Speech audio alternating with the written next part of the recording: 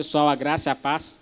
Hoje nós estamos com a segunda edição do Lagoinha News, desta vez com o tema Cosmovisão e sua importância para a igreja.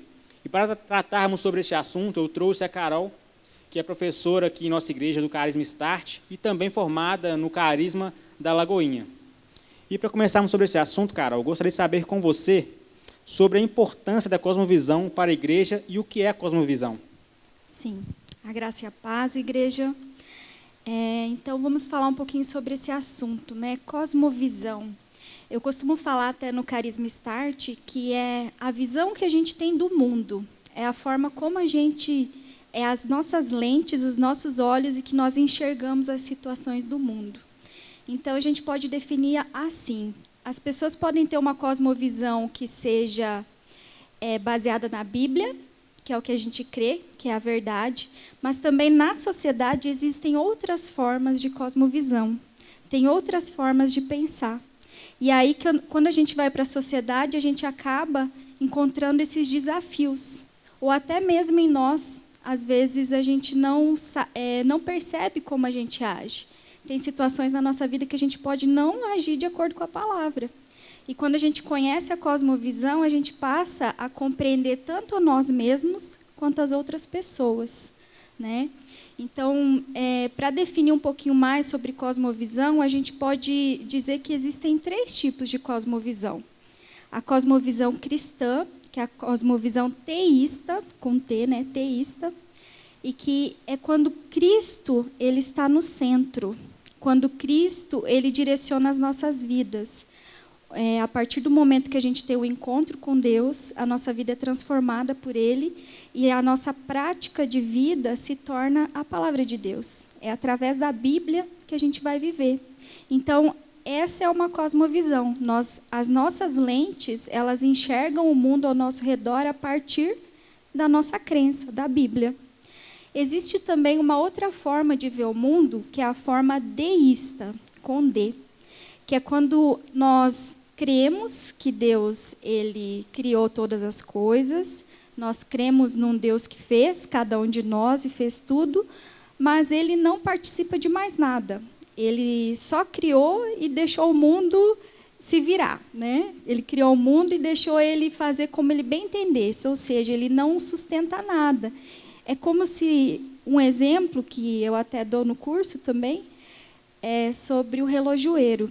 Que quando o relojoeiro ele vai fazer o relógio, ele tem todas as peças, ele constrói todo o relógio. E aí ele coloca a pilha lá e o relógio funciona sozinho, não precisa mais do relojoeiro para estar o tempo todo com o relógio. E tem situações e pessoas e até áreas da nossa vida que a gente precisa avaliar de acordo com a palavra, se a gente não está vivendo de acordo deísta, né? Ou seja, a gente está vivendo uma vida independente de Deus. Nós cremos em Deus, mas Ele não participa mais da nossa vida. E tem uma terceira forma também, que é a forma naturalista ou ateísta, que a gente pode falar, que é no caso das pessoas que elas não acreditam em Deus, não creem que Deus criou todas as coisas, mas que tudo é Deus. Ou seja, a natureza ela se autossustenta, os animais, né, se autossustentam, os homens eles se autossustentam, ou seja, a pessoa acaba se tornando o seu próprio Deus. Então, ela anula qualquer indicação de que Deus possa ter participado de algo. Então, quando a gente olha para a sociedade, nós vemos resumindo, nós vemos esses 3 tipos de cosmovisão, a partir do momento que a gente vê o mundo. E o interessante, né, Carol, que no mundo que nós temos vivido, a igreja tem se fechado, se privado das 4 paredes, e não se atentam para os sinais que nós temos no mundo, que ocorrem no mundo, que também tem muito a ver com o que o livro de Apocalipse nos mostra, que iria acontecer e que está acontecendo. E vendo esses sinais que nós temos vivido, tanto guerras quanto doenças, nós podemos dizer que esse vírus tem assustado a população do mundo, do Brasil como um todo. Podemos dizer que faz parte desses 7 selos, se eu não me engano, do Apocalipse? Eu vejo assim que toda essa situação que nós vivemos, a partir do momento que Deus ele criou todas as coisas, bem resumido, houve a queda do homem, ele traçou um plano perfeito para salvar o homem, que veio Jesus. Jesus ele morreu e ele ressuscitou.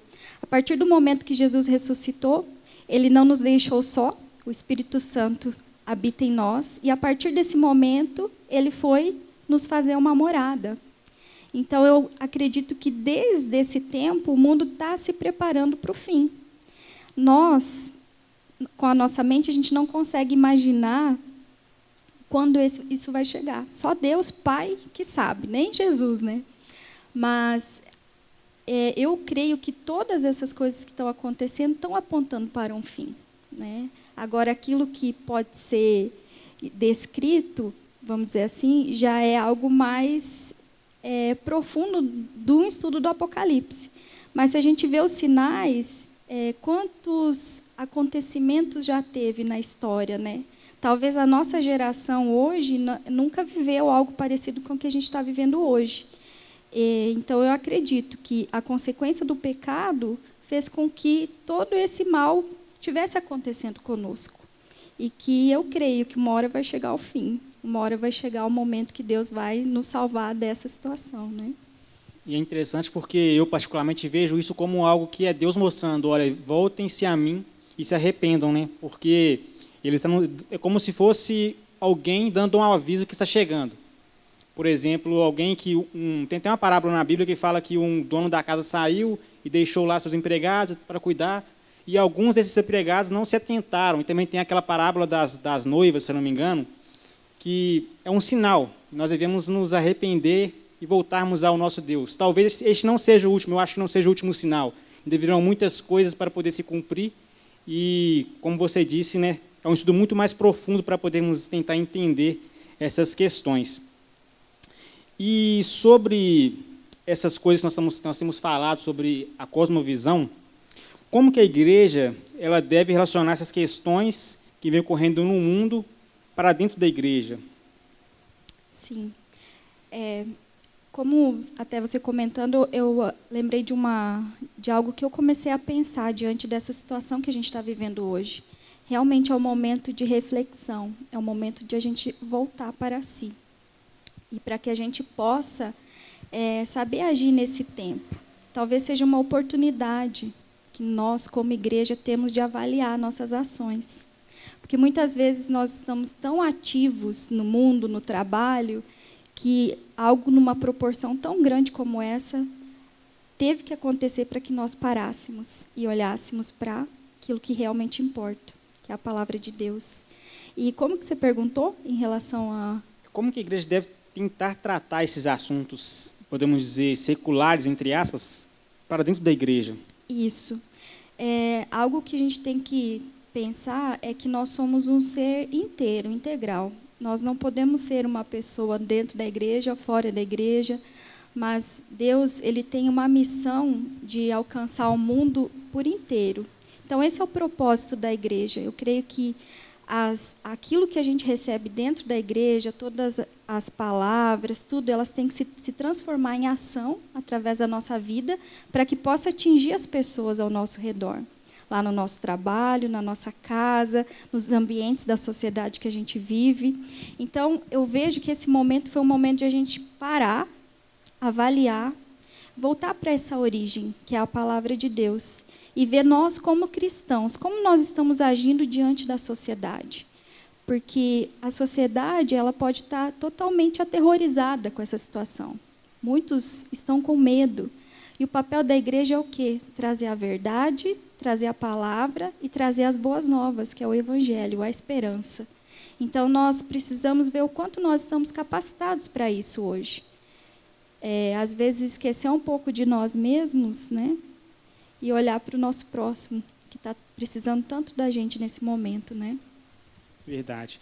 E outras coisas que também surgem com essas coisas que acontecem no mundo, guerras, doenças, como eu falei, nós podemos dizer que isso é a ira de Deus contra a igreja, contra o mundo. Você acha que tem a ver com essas coisas ou é algo mais, podemos dizer, faz tudo parte daquilo que Deus já tinha programado para acontecer? Eu vejo que tudo que acontece de ruim é consequência do pecado. Deus ele é um Deus de amor que ele traçou um plano para nos salvar, não para nos matar.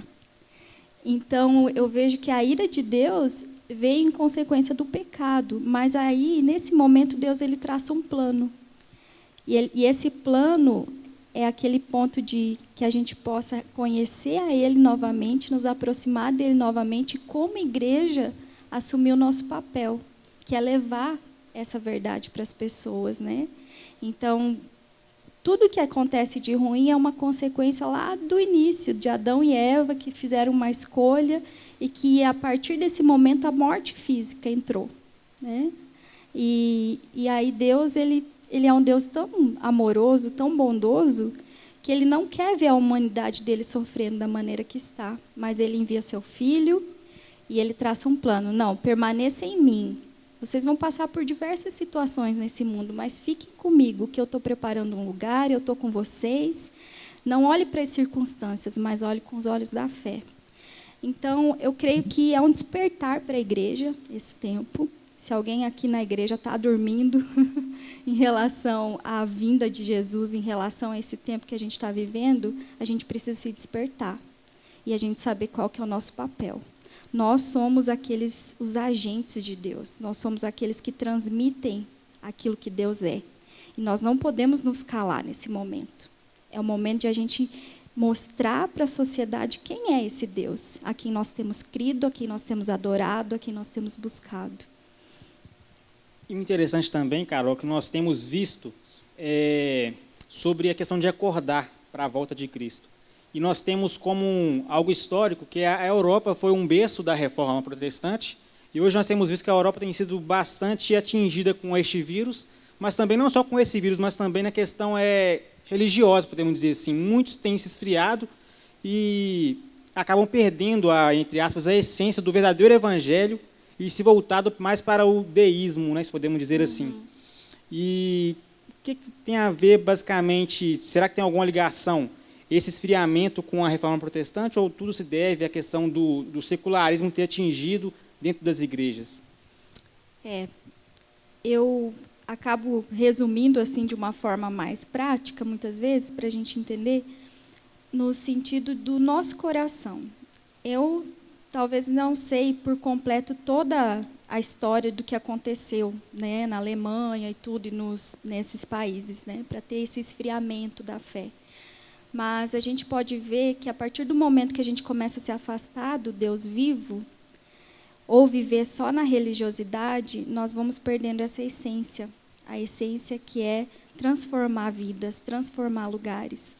E eu creio que, a partir do momento que a religiosidade passa a ser algo na nossa vida, isso nos afasta totalmente de Deus, a ponto, muitas vezes, a gente não perceber.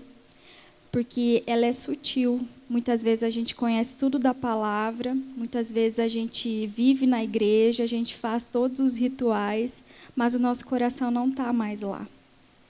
Então, tudo aquilo que ocupa o lugar de Deus no nosso coração se torna um ídolo, se torna uma religião. E a religião, muitas vezes, a religião nos afasta de Deus. O que Deus espera de nós é um profundo relacionamento com Ele. É uma busca incessante por Ele. Então, o que a gente vê na história e o que a gente vê muitas vezes, até aqui no Brasil, é essa situação da religiosidade.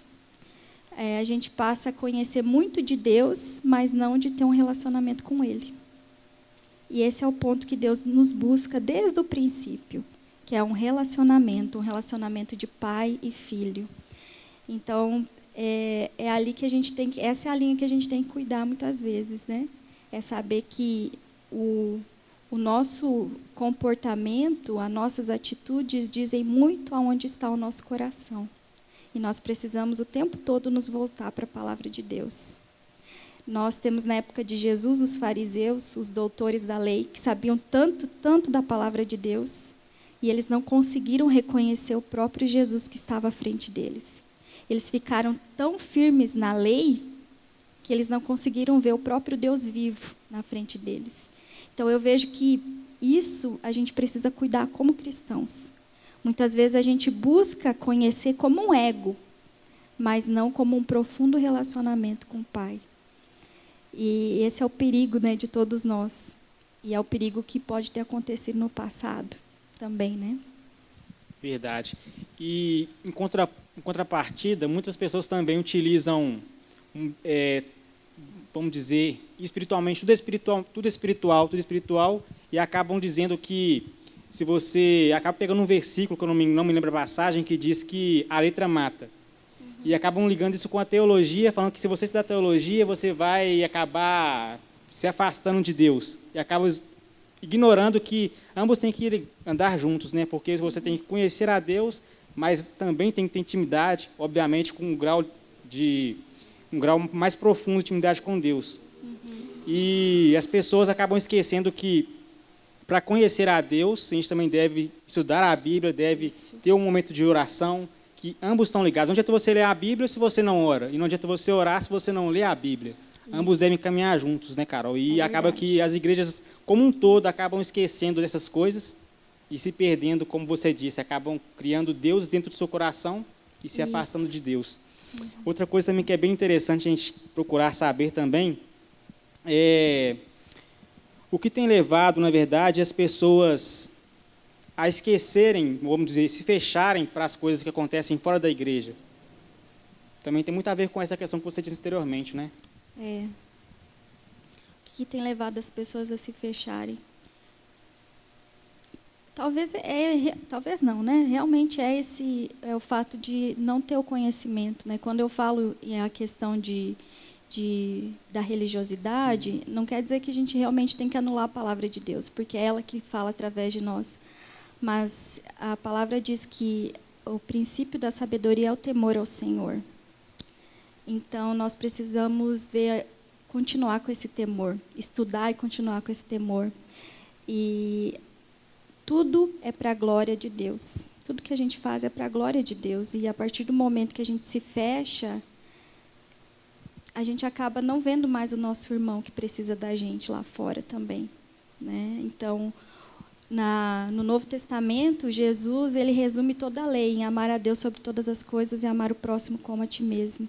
Quando a gente se fecha dentro da igreja, qual parte desse mandamento que a gente não está cumprindo? Será que nós estamos nos achando mais dignos de Deus a ponto daquela pessoa lá fora não ser? Mas a palavra de Deus não fala isso. Não tem filhos preferidos, né? Deus espera que todos nós possamos escolher a Ele, mas Ele nos ama igualmente. Então, a partir do momento que a gente se fecha na igreja, a gente não está cumprindo o mandamento de Deus, que é socorrer o nosso próximo, é olhar para a necessidade do próximo, é estar lá junto com ele nas dificuldades, é fazer a diferença. A gente não está cumprindo a nossa missão como igreja. A igreja hoje não é para ela se fechar dentro dela mesma, e sim a igreja é para ir para fora. A nossa missão é ir para fora. Deus, ele está dentro de nós, ele não está dentro da igreja física, né? A igreja é o lugar onde que a gente se reúne para buscar o Senhor, para aprender mais, para glorificar o nome dele. Mas o Espírito Santo está em cada um de nós. E esse Espírito Santo nos move até essas pessoas, a nossa missão, que é de levar o Evangelho. Então, eu até não consigo pensar numa forma de por que as pessoas se fecharão dentro da igreja, se o objetivo de Deus, o propósito do Senhor é nos levar daqui para fora. E algo bem confrontante é isso, né? Porque a gente acaba achando que nós estamos na igreja, nós somos mais dignos do que quem está lá fora, sendo que a gente tem que se achar indignos, na verdade. Isso. Porque eu ouvi uma frase certa vez na internet que fala que os que estão no céu, eles se acham indignos de estar no céu. Os que estão no inferno se acham dignos de estar no céu. Olha só. E é algo bem confrontante, porque nós, como igreja, devemos amar o nosso próximo, como você bem disse, e acabamos esquecendo, né, desse papel tão fundamental, que é de levar o evangelho para fora das quatro paredes na qual nós estamos. Uhum. E a igreja primitiva, ela tinha esse papel fundamental, né? Não se fechava, não se privava somente nessas quatro paredes. Nós vemos os apóstolos percorrerem diversos caminhos na Europa e na Ásia para poder levar o evangelho. A gente se priva tanto de se levar, talvez, num bairro vizinho, né?